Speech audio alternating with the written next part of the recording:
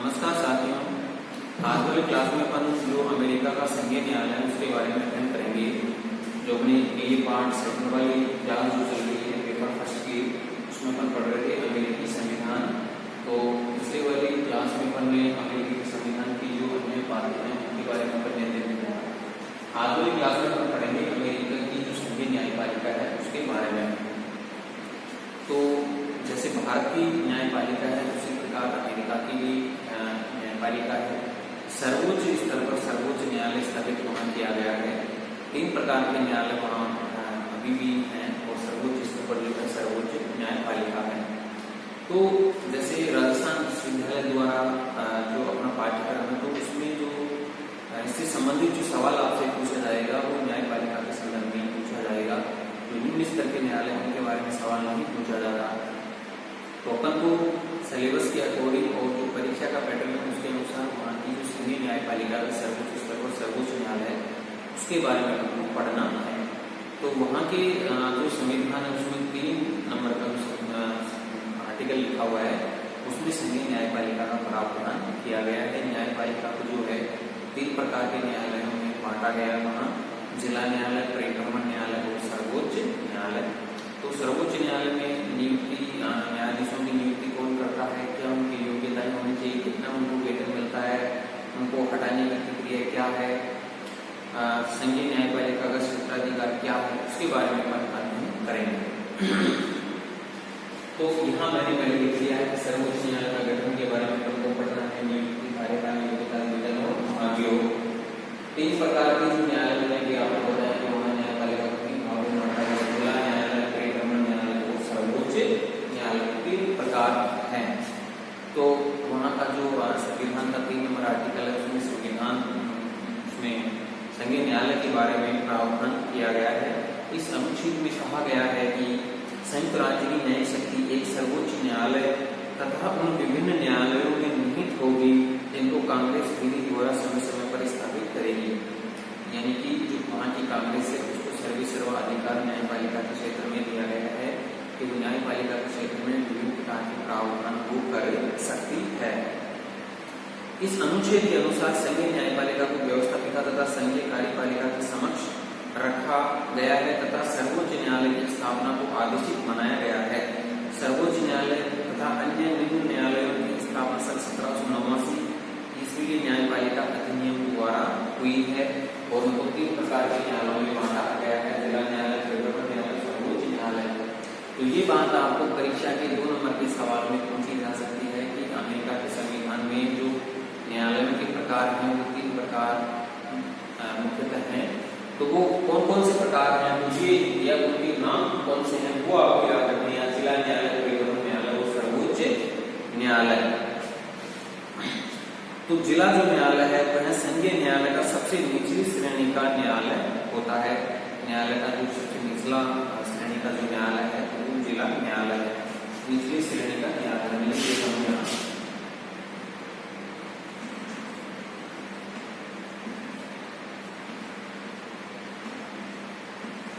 आप समझ रहे हैं निचली श्रेणी का जो है उसको माना गया है, निम्न स्तर पर उसको माना गया है। समस्त देश को अनेक जिलों में बांट दिया गया है। प्रत्येक राज्य में एक जिला न्यायालय आवश्यक है। वर्तमान में जिला न्यायालयों की संख्या 88 यानी 88। प्रत्येक जिला न्यायालय में कम से कम एक न्यायाधीश होता है या कार्य की अधिकता के कारण अधिक न्यायाधीश भी हो सकते हैं। इनका अधिकार क्षेत्र केवल मौलिक अपील संबंधी अभियोग इन न्यायालयों में नहीं आते। ठीक है। परिभ्रमण न्यायालय की अपन बात करते हैं तो यह मध्यम श्रेणी का न्यायालय है। इनकी संख्या 11 है तथा संपूर्ण 10 क्षेत्रों में इनको बांटा गया है। सर्वोच्च न्यायालय के प्रत्येक न्यायाधीश को एक सर्किट का भार सौंप दिया गया है। प्रत्येक सर्किट न्यायालय में उनके समेत 6 सर्किट न्यायाधीश होते हैं। यह न्यायालय अपील के अंतिम न्यायालय नहीं है। सर्वोच्च न्यायालय को उनके निर्णयों के पुनर्विलोकन का अधिकार है। यानी कि इनके द्वारा जो निर्णय दिए जाते हैं उनके सर्वोच्च न्यायालय में अपील की जा सकती है, उन पर पुनर्विलोकन भी हो सकता है। अब अपन यहाँ के सर्वोच्च न्यायालय के बारे में बात करते हैं। तो संघीय न्यायालयों की व्यवस्था में सर्वोच्च न्यायालय इसकी व्यवस्था अमेरिकी संविधान में की गई है। इसकी स्थापना सन 1789 के न्यायपालिका अधिनियम के द्वारा हुई है या न्यायपालिका जो अधिनियम उसके द्वारा की गई है। सर्वप्रथम इसे न्यूयॉर्क नगर की बाल स्ट्रीट में स्थापित किया गया था। तो वर्तमान समय में यह वाशिंगटन में स्थित है, यानी कि न्यूयॉर्क स्टेट का जो बाल स्ट्रीट जगह है उसमें इसको स्थापित किया गया था और यह वर्तमान में जो वाशिंगटन में स्थित है। अब सर्वोच्च न्यायालय का गठन की अपन बात करते हैं तो यानी कि गठन का जो अधिकार दिया गया है वो कांग्रेस को दिया गया है, यानी कि वहां की संसद को किया गया है। तो सर्वोच्च न्यायालय के संगठन को निर्धारित करने का अधिकार कांग्रेस को दिया गया है। समय समय पर न्यायाधीशों की संख्या में परिवर्तन होता रहा है।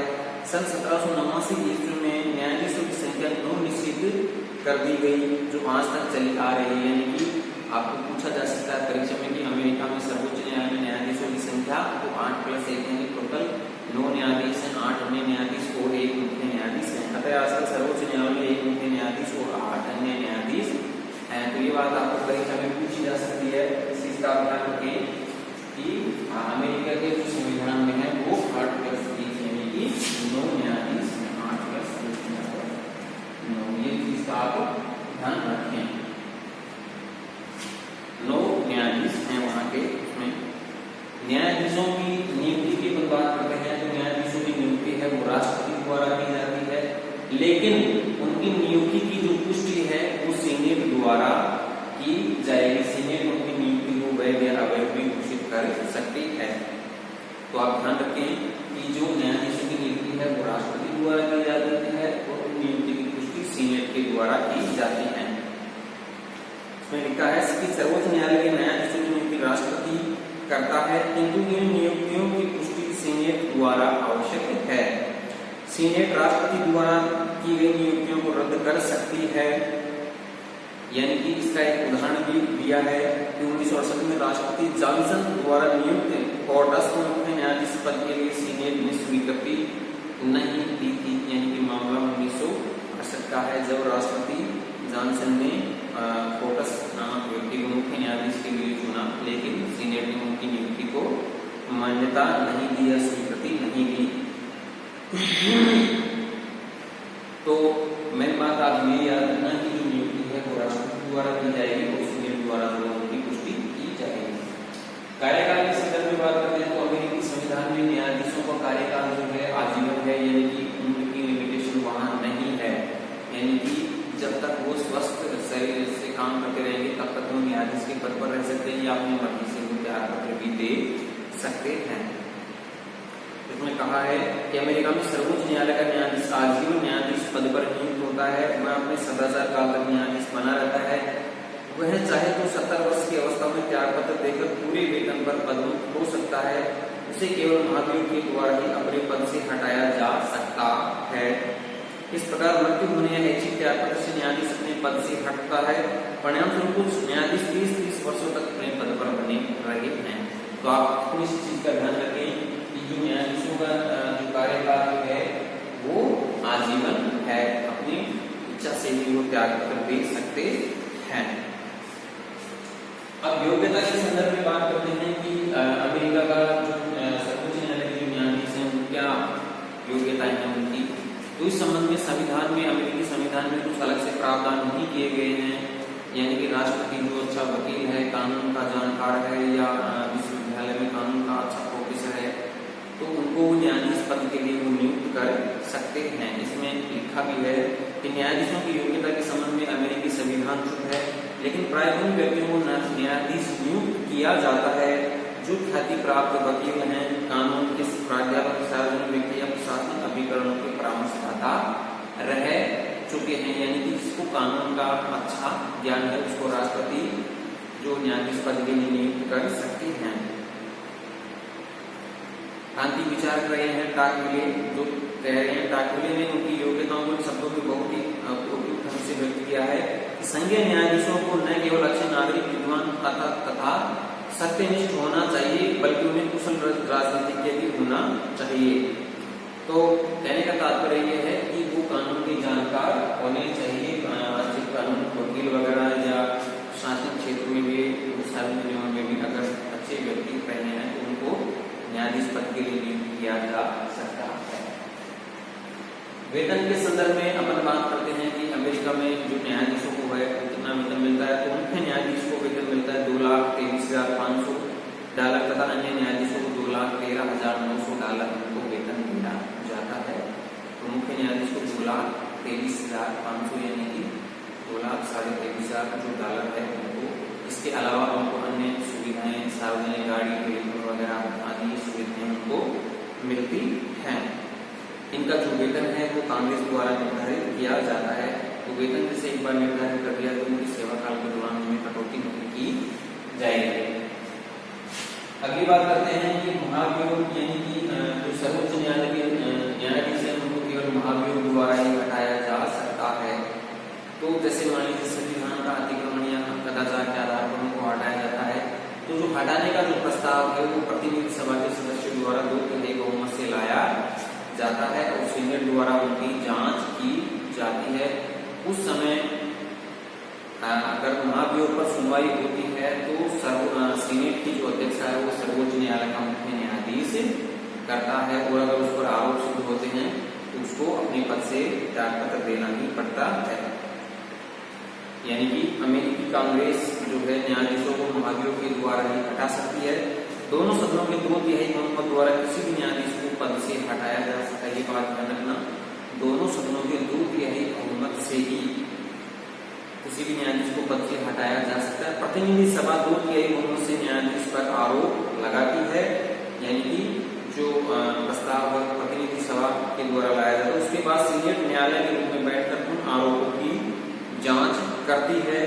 यदि आरोप सिद्ध हो जाए और सीनेट इस हेतु 2/3 बहुमत से एक प्रस्ताव पास कर दे तो न्यायाधीशों को पद से हटाया जा सकता है। यानी कि आरोपों की जांच सीनेट करती है और सीनेट अगर 2/3 बहुमत से आरोप सिद्ध कर देती है तो उस न्यायाधीश को पद से हटाया ही जाएगा, उसको पद छोड़ना ही होगा। अब तक 9 न्यायाधीशों के विरुद्ध महाभियोग लगाए गए और इनमें से केवल 4 न्यायाधीशों के विरुद्ध महाभियोग सफल सिद्ध हुए हैं। तो ये चीज आप ध्यान रखें कि न्यायाधीशों को जो है महाभियोग के द्वारा ही हटाया जा सकता है। तो ये तो हो गई अमेरिका का जो संघीय न्यायालय है उनकी मोटी मोटी बातें। आपको उनमें से 2 नंबर का सवाल में से कुछ भी छोटी छोटी बात है वो पूछी जा सकती है। नियुक्ति के संबंध में, कार्यकाल के संबंध में, योग्यता के संबंध में, वेतन के संदर्भ में, महाभियोग के संदर्भ में आपसे बात पूछी जा सकती है। अब पढ़ते हैं कि अमेरिकी जो संघीय न्यायालय है उसका क्षेत्राधिकार क्या है, क्या क्या उसके क्षेत्र में आता है। प्रारंभिक क्षेत्राधिकार है, अपीलीय क्षेत्राधिकार है, न्यायिक पुनरीक्षण का अधिकार है। उसके बारे में आप अपन अध्ययन करते हैं। क्या है उसका क्षेत्राधिकार ये अपन देखते हैं। हाँ, तो यहाँ पर देखते हैं कि सर्वोच्च न्यायालय की जो शक्तियां हैं, क्षेत्राधिकार है, वो किन किन क्षेत्रों तक है। तो इनको 4 क्षेत्रों में बांटा गया है। जैसे प्रारंभिक क्षेत्राधिकार में कौन से विभाग आते हैं, अपीलीय क्षेत्राधिकार में कौन से हैं, न्यायिक पुनरीक्षण का अधिकार है, संविधान तथा अधिकारों का वो संरक्षण है। तो अमेरिकी जो न्यायपालिका है उसमें जो आपसे ये पूछा जा सकता है कि सर्वोच्च न्यायालय की शक्तियां, क्षेत्राधिकार, इसी संदर्भ में अपने भारत के संदर्भ में भी अपनी बात करते हैं। तो इसी प्रकार का भारत के संदर्भ जो संघीय न्यायपालिका है भारत की, उसमें भी शक्तियां, क्षेत्राधिकार है। तो प्रारंभिक क्षेत्राधिकार यानी कि प्रारंभिक क्षेत्राधिकार में ऐसे कौन कौन से वाद विवाद आते हैं। तो इसमें 2 तरह के विवाद शामिल किए गए अमेरिकी संघीय न्यायपालिका में। जैसे एक तो विदेशों में राजदूतों की नियुक्ति या अधिकारियों की नियुक्ति से संबंधित एक संघ एवं राज्य के जो मध्य विवाद हैं उनको शामिल किया गया है इसमें। तो जो वहाँ की जो सर्वोच्च न्यायपालिका का प्रारंभिक क्षेत्र उसको सीमित किया गया है, यानी कि लंबे चौड़े विवाद उसमें नहीं है, बहुत से मामलों को उसमें शामिल नहीं किया गया है। इस संबंध में संविधान में स्पष्ट कहा गया है कि उन सब मामलों में जिनका संबंध राजदूतों से, राज्य के मंत्रियों से तथा अन्य अधिकारियों से हो, उन सब मामलों में जिनमें कोई राज्य एक पक्ष हो, सर्वोच्च न्यायालय का क्षेत्र प्रारंभिक हो गई, यानी कि राज्य का एक पक्ष हो। इसके अतिरिक्त ऐसे विवाद भी हैं जिनमें संघ और राज्य या राज्यों के मध्य विवाद हो। संघ और राज्य के मध्य जैसे मान लो कोई मामला है तो वो प्रारंभिक क्षेत्राधिकार में गिना जाएगा, सर्वोच्च न्यायालय के प्रारंभिक क्षेत्राधिकार में आते हैं। वो प्रारंभिक से नियुक्ति संबंधित हो, संघ और राज्यों के मध्य जो विवाद है वो प्रारंभिक क्षेत्राधिकार में आते हैं। अपीलीय क्षेत्राधिकार में जैसे मान लीजिए राज्य के उच्च न्यायालय को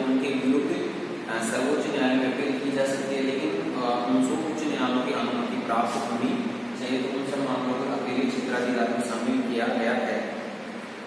इसमें कहा है कि सर्वोच्च न्यायालय का दूसरा न्याय क्षेत्र अपील संबंधी, परंतु अमेरिका में सर्वोच्च न्यायालय में अपील उन सभी मामलों में भी नहीं हो सकती जिन मामलों में निचले स्तर के न्यायालयों के निर्णय से किसी पक्ष को संतोष न हो, और न ही ऐसा है कि राज्य के उच्च न्यायालयों के सभी निर्णयों के विरुद्ध सर्वोच्च न्यायालय में अपील की जा सकती है। यानी कि ऐसे हर केस में नहीं होगा कि जैसे राज्यों के उच्च न्यायालय को उनके निर्णयों के विरुद्ध सर्वोच्च न्यायालय में अपील की जा सके।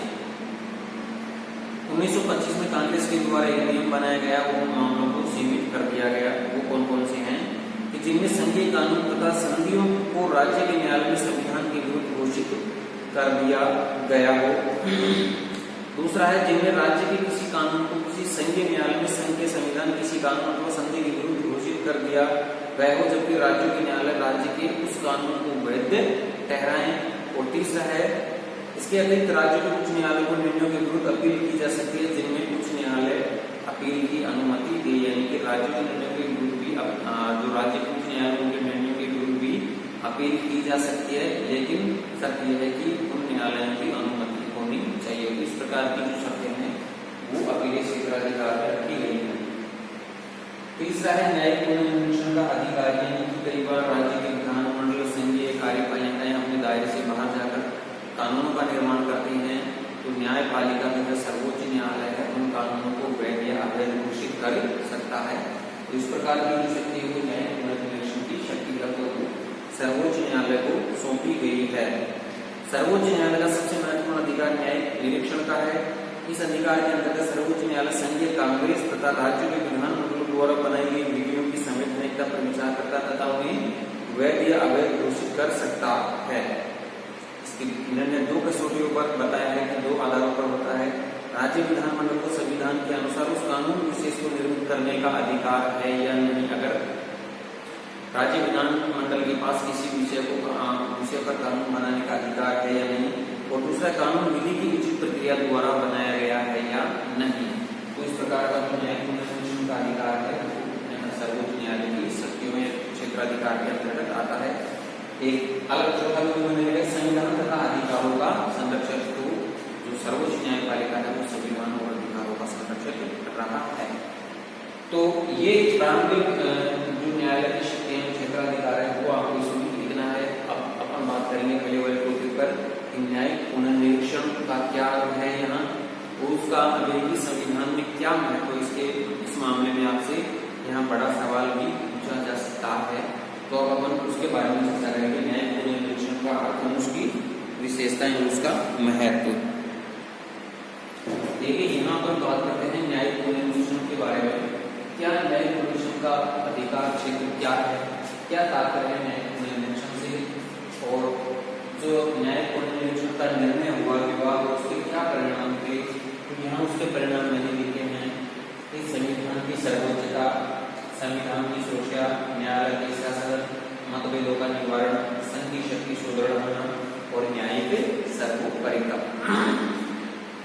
तो सबसे पहले ये बात आप ध्यान रखें, ये बात आपको 2 नंबर के सवाल में पूछी जा सकती है कि न्यायिक पुनर्निरीक्षण का विवाद क्या है, न्यायिक पुनर्निरीक्षण से क्या तात्पर्य है। तो ये सबसे पहले तो आप ध्यान रखें 1800 में मार्बरी बनाम मेडिसिन नामक जो विवाद हुआ उसमें ये जो न्यायिक पुनर्निरीक्षण है उस शब्द का जो है जन्म हुआ 1803 मार्बरी बनाम मेडिसिन, यानी कि 1803 का ये विवाद है और मार्बरी बनाम मेडिसिन नामक विवाद में इसका न्यायिक पुनर्निरीक्षण का जो है उदय या जन्म हुआ है। तो इससे पहले अपन ने बात की थी, जो पहले वाला टॉपिक चल रहा था कि कई बार संघ की कार्यपालिका, व्यवस्थापिका, राज्य के विधानमंडल अपनी सीमा क्षेत्र से बाहर जाकर ऐसे कानूनों का निर्माण करते हैं कि वो जो कानून है वो अनुचित प्रतीत होते हैं, उचित नहीं होते, सही नहीं होते, इससे जो जनता को है उससे समस्या होती है। तो जो लोग हैं सर्वोच्च न्यायालय में अपील दायर करते हैं उन कानूनों के विरुद्ध, और जो सर्वोच्च न्यायालय उन कानूनों की जांच करता है, और अगर वो जांच में अनुचित पाए जाते हैं या कानून के अनुसार वो उचित नहीं है, तो फिर जो सर्वोच्च न्यायपालिका है, सर्वोच्च न्यायालय है, उनको अवैध घोषित करता है। तो ये जो बात है या तात्पर्य है, तो ये जो है न्यायिक पुनर्विलोकन या न्यायिक पुनर्निरीक्षण सर्वोच्च न्यायालय की शक्ति कहलाती है। तो ये जो विवाद है उस निर्णय के जो परिणाम निकले हैं, तो उस जो विवाद है उस विवाद के बारे में आपको नहीं पूछा जाएगा परीक्षा में। ये बात आप ध्यान रखें, 1803 का विवाद है मारवाड़ी बनाम मेडिसन, ठीक है। तो इस चीज को आप ध्यान रखें। अमेरिकी सर्वोच्च न्यायालय की सर्वाधिक महत्वपूर्ण शक्ति न्याय पुनर्निरीक्षण का अधिकार है। न्याय पुनर्निरीक्षण का अधिकार है न्यायालय द्वारा कार्यपालिका व्यवस्थापिका के कार्यों की वैधता की जांच करना है। तो इसको बुक्स में आपको कई क्रांतिक विचारों ने अलग अलग तरीकों से परिभाषित किया है, लेकिन इसको साधारण अर्थों में मैंने आपको बता दिया है कि अमेरिका के संविधान में सर्वोच्च न्यायालय को स्पष्ट रूप से न्याय पुनर्निरीक्षण की शक्ति प्राप्त नहीं है। इसकी स्पष्ट रूप से घोषणा सर्वोच्च न्यायालय के मुख्य न्यायाधीश मार्शल ने सन 1803 में एक विवाद मारवाड़ी बनाम मेडिसन के निर्णय में की है। तो जो निर्णय विवाद हुआ नियुक्ति को लेकर, राष्ट्रपति एडम्स ने मारवाड़ी को कोलंबिया जिले का एक शांति न्यायाधीश नियुक्त किया था। उनकी जो नियुक्ति है वो पूरी नहीं हुई, वो उनकी नियुक्ति को जो है बीच में रोक दी है। तो इस प्रकार से उनका विवाद चला और फिर उस विवाद के कारण जो है अनेक परिणाम निकले। तो विवाद क्या हुआ ये कोर्ट नहीं है, उस विवाद के जो परिणाम निकले और अमेरिकी संविधान पर उन चीजों का क्या प्रभाव पड़ा, ये इम्पोर्टेंट है। ये आपको परीक्षा में पूछा जाएगा कि इससे जो है संविधान की सर्वोच्चता का जो है प्रतिपादन हुआ, यानी कि जो व्यवस्थापिकाएं हैं, विधानमंडल है, वो संविधान के बाहर जाकर कानूनों का निर्माण नहीं कर सकते। संविधान की सुरक्षा होती है। न्यायालय जो न्याय पुनर्निरीक्षण को है, तो न्यायालय का तीसरा सदन इसको कहा गया। मतभेद जो होते हैं व्यवस्थापिका कार्यपालिका के बीच, विधानमंडल के बीच, उनका निवारण से होता है। संघ की शक्ति सुदृढ़ होती है, यानी कि राज्य जो विधानमंडल अपने मनमर्जी से कानूनों का वो निर्माण नहीं कर सकते, यानी कि संघ की जो न्यायपालिका है, संघ का जो कार्य क्षेत्र है वो ही सर्वोपरि माना जाएगा। न्यायिक सर्वोपरिता का प्रतिपादन से होता है। तो संविधान की व्याख्या के प्रतिकूल बना गया कोई कानून वैध नहीं है। यदि व्यवस्थापिका द्वारा पारित कोई कानून संविधान के प्रतिकूल है तो सर्वोच्च न्यायालय का करते हुए कि उस कानून को अवैध घोषित कर देते, इससे क्या होती है, संविधान की सर्वोच्चता प्रतिपादन होती है। दूसरा अपन बात करते हैं संविधान की सुरक्षा। संविधान की सुरक्षा इस प्रकार से है कि सर्वोच्च न्यायालय की अद्वितीय शक्ति के कारण यूजीसी ने कहा था कि हम संविधान के अधीन रह रहे हैं, किंतु संविधान वही है जो न्यायाधीश बताते हैं। सर्वोच्च न्यायालय की शक्ति के द्वारा संविधान की रक्षा की है। इससे न्यायिक पुनर्निरीक्षण के द्वारा अन्य राज्य में अनेक कानूनों जो कि संघीय संविधान के विरुद्ध थे उनको अवैध घोषित करके संघीय संविधान तथा कानूनों की रक्षा का प्रकार से संविधान की सुरक्षा के लिए भी न्यायिक पुनर्निरीक्षण शक्ति बहुत ही जरूरी है। तीसरी बात करते हैं कि न्यायालय का इसको तीसरा सदन कहा गया है। न्याय निरीक्षण की शक्ति का न्यायालय तीसरा सदन बन गया है। लास्की ने कहा है इसके संबंध में कि न्यायिक निरीक्षण की शक्ति के कारण सर्वोच्च न्यायालय कांग्रेस का तीसरा सदन बन गया है। ब्रोगन का भी मत है कि न्यायिक निरीक्षण का प्रभाव यह है कि अमेरिका का न्यायालय तीसरा सदन बन गया है। अगले मुद्दे की बात करते हैं कि मतभेदों का जो निवारण है वो है कि दो विभाग कार्यपालिका और व्यवस्थापिका के बीच के झगड़ों पर ठीक ठाक निपटाया है और दोनों को अपने अपने क्षेत्राधिकार का अतिक्रमण करने से रोका है। इस आधार पर कहा जा सकता है कि सर्वोच्च न्यायालय का अमेरिकी शासन व्यवस्था का एक तरह से जो है संतुलन चक्र है। संघ की शक्ति का सुदृढ़ होना, संघ की शक्ति का सुदृढ़ होना यानी कि जो राज्य के विधानमंडल को अपने हिसाब से कानूनों का निर्माण हो नहीं कर सकते, यानी कि संघीय जो न्यायपालिका के संघ के रूप में सर्वोच्च स्तर पर काम करती है, तो वो एक तरह से संघ की जो शक्ति है वो सुदृढ़ होती है। और अगला जो न्यायिक सर्वोपरिता यानी कि कानून के बाहर कुछ भी नहीं है, जो सर्वे सर्वा है वो सबसे कानून को माना गया है, जो विधि की उचित व्यवस्था के आधार पर वो बनाया गया है। तो इस प्रकार से जो न्याय पुनर्निरीक्षण के विवाद के दौरान जो परिणाम निकले वो इम्पोर्टेंट है। ये आपको बड़े सवाल के रूप में भी पूछा जा सकता है, तो आप अपनी नोटबुक में नोट कर लिए। अब कई जो विचारक हैं वो न्यायिक पुनर्निरीक्षण की आलोचना भी करते हैं। वो कहते हैं कि वास्तव में ये जो न्यायिक पुनर्निरीक्षण है वो सही नहीं है। तो वो कहते हैं कि लोकतंत्र जो प्रजातंत्र है, लोकमत है, उसकी उपेक्षा होती है। कांग्रेस देश की प्रतिनिधि सदा संस्था है कांग्रेस राष्ट्र का लोकमत तथा सच्चा प्रतिनिधित्व करते रहता है। कांग्रेस द्वारा बनाए गए कानूनों को अवैध घोषित करके सर्वोच्च न्यायालय लोकमत और लोकतंत्र की भावना की उपेक्षा करता है। यानी कि कई जो विचारक हैं वो न्यायिक पुनर्निरीक्षण की आलोचना करते हैं। वो कहते हैं कि कांग्रेस अगर कानून बनाती है तो वो अवैध घोषित नहीं हो सकते, इससे लोकतंत्र और लोकमत की उपेक्षा होती है। दूसरा वो लोग कारण बताते हैं इसकी शक्ति पृथक्करण के सिद्धांत की भावना के प्रतिकूल है। यानी कि जो अमेरिका में शक्ति पृथक्करण का सिद्धांत पाया जाता है उसकी भावना के प्रतिकूल है। राजनीतिक निर्णयों का इसमें समावेश है, पुनर्निरीक्षण का कोई संवैधानिक आधार नहीं, इन आधारों पर जो न्यायिक पुनर्निरीक्षण की आलोचना की जाती है। दूसरी बात अपन बात करते हैं कि इसके संदर्भ में जैसे मान लीजिए आपको परीक्षा में पूछ लिया गया कि आज के समय में न्यायिक पुनर्निरीक्षण का क्या महत्व है या अमेरिका के संविधान में न्यायिक पुनर्निरीक्षण का क्या महत्व है। उस महत्व के जो बिंदु है आप इन बिंदुओं को भी लिख सकते हैं या कुछ बिंदु में बोल के बताता हूँ। संविधान की पवित्रता की रक्षा, संघीय प्रणाली की रक्षा, कानून की वैधता पर विचार, राष्ट्रीय परिप्रेक्ष्य में निर्णय, नागरिक अधिकारों की रक्षा, राजनीतिक दलबंदी से ऊपर। तो इस प्रकार के जो है काफी अमेरिकी संविधान में न्यायिक पुनर्निरीक्षण के जो है महत्व के बिंदु है। तो ये बात आपको परीक्षा में पूछी जा सकती है। अब यहाँ मैं कुछ छोटे प्रश्नों की चर्चा करना चाहूंगा जो आपको 2 नंबर के सवाल में पूछे जा सकते हैं, जो आज वाली क्लास में पढ़ने पड़े। तो अपन ने पढ़ा कि अमेरिका के जो न्यायाधीश है, न्यायपालिका है, सर्वोच्च न्यायालय में कितने न्यायाधीश हैं? 8+1 तो 2 न्यायाधीश टोटल है, उसमें 1 मुख्य न्यायाधीश और 8 में न्यायाधीश। अमेरिकी सर्वोच्च न्यायालय के न्यायाधीश कौन होता है? राष्ट्रपति द्वारा सीनेट के समर्थन से उनकी नियुक्ति की जाती है। न्यायिक पुनर्निरीक्षण यानी कि कार्यपालिका तथा व्यवस्थापिका के कार्यों की जांच करना या वैधता की जांच करना। 1803 में दिल्ली दिया हमारा बलिदान क्योंकि जो न्यायपालिका से संबंधित वो छोटे सवाल जो आपको परीक्षा में पूछे जा सकते हैं। सर्वोच्च न्यायालय के जो न्यायाधीश उनका कार्यकाल को मैंने बताया था कि वो आजीवन रहते हैं। अमेरिका में जो कांग्रेस का तृतीय सदन उसको सर्वोच्च न्यायालय को कहा गया है और अमेरिका में संविधान का संतुलन चक्र है जो सर्वोच्च न्यायालय को कहा गया है। तो इस प्रकार सर्वोच्च न्यायालय की नियुक्ति स्थापना 1789। तो इस प्रकार की परीक्षा में आपको छोटे छोटे सवाल पूछे जा सकते हैं। इन छोटे छोटे सवालों की आप प्रैक्टिस करते रहिए क्योंकि छोटे सवाल ऐसे होते हैं जिनमें आपको अच्छे नंबर आने की संभावना ज्यादा रहती है। पूरे में पूरे आपको नंबर मिल सकते हैं। आगे वाली क्लास में अपन अगले वाले टॉपिक के बारे में बात करेंगे। तब तक के लिए मित्रों धन्यवाद, पढ़ते रहिए।